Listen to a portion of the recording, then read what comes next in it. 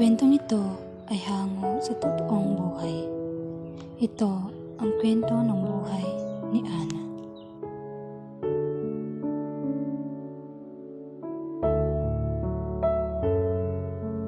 Siya si Ana, mahiyain, tahimik at mapagmahal sa kanyang pamilya.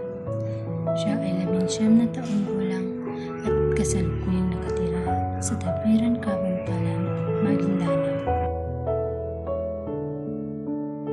5 silang magkakapatid at siya ang bunso at kaisa-isang anak na babae.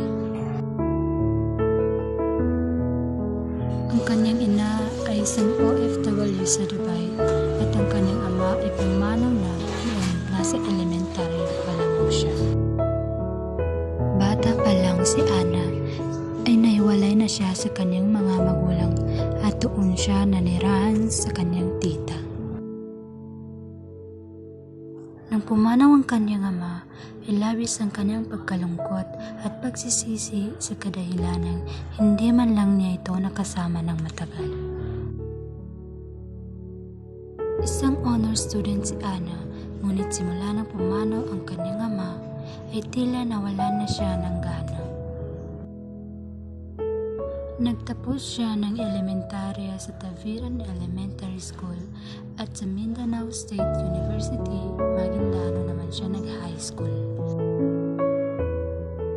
Nang makapagtapos siya ng junior high, ay tila hindi rin siya masaya dahil wala ang kanyang mga magulang.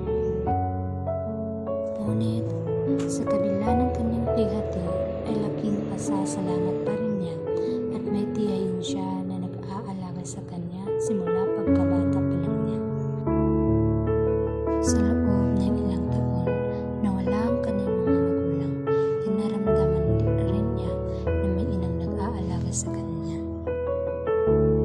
Tinuring siyang anak ng kanyang tita at minahal siya na parang sariling anak.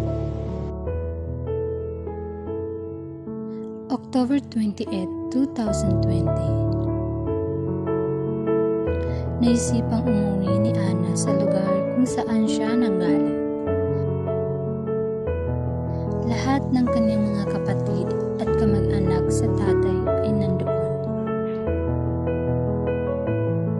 Ilang linggo pa lang ang nakakalipas ay may nangyaring hindi maganda sa kanilang pamilya. Isang gabi ay nag-eskandalo ang kapatid niyang kulong sa bisyo.